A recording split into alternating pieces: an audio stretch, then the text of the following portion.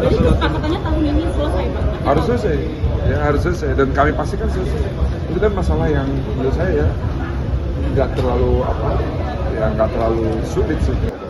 Pak, soal kereta cepat, Pak Luhut mengatakan Indonesia dan China sudah sepakat, Pak, untuk memperpanjang itu hingga 60 tahun. Itu benar tidak, Pak?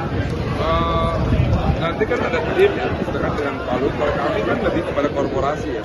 Kita terus bernegosiasi, tetapi yang perlu dikomunikasikan kepada masyarakat, nggak usah khawatir bahwa bus ini kan memberikan manfaat banyak ya. Memberikan manfaat, terutama sekali transportasi.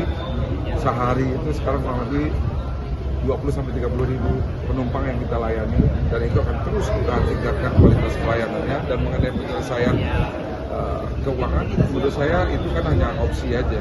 Tetapi yang paling penting kita sampaikan kepada masyarakat bahwa secara operasional KCIC itu sudah memberikan positif secara operasional, sehingga tidak khawatir dalam proses operasional. Dan EBITDA-nya juga positif ya, KCIC itu. Tinggal masalah hutang pembangunan pusat yang lalu. Yang ini tentu ada beberapa opsi, dan kita pastikan tentu ini opsi yang terbaik. Yang paling penting adalah kita melihat bahwa operasional daripada KCIC ini sekarang ini sangat bagus, dan secara financial juga sangat bagus. Jadi bukan sesuatu yang mengkhawatirkan.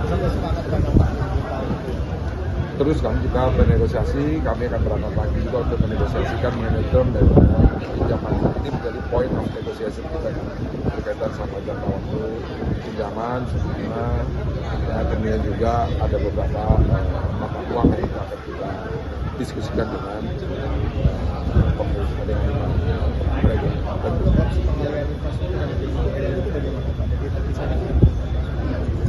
kembali lagi, teman sekalian, kita tidak ingin opsi A, B atau C ya. Pak Rosan juga sudah menyampaikan ini kan sedang kita kaji.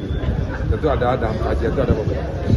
Masing-masing tentu ada plus minusnya. Ya, nah, semua alternatif ini nanti akan kita sajikan yang mana yang terbaik. Tetapi bagi kami secara pengelola dari KCIC, tentu yang paling penting adalah bagaimana kemudian layanannya bisa kami pastikan terus meningkat. Kemudian operasionalnya sekarang sudah positif, itu yang paling penting. Mengenai hutang dalam pembangunan, ya ini hutang dalam pembangunan ya, karena pembangunannya kan equity-nya terbatas, tapi sisanya hutang. Ini akan kita pelajari dan kita negosiasikan untuk memberikan manfaat terbanyak untuk kita. Kalau itu ya.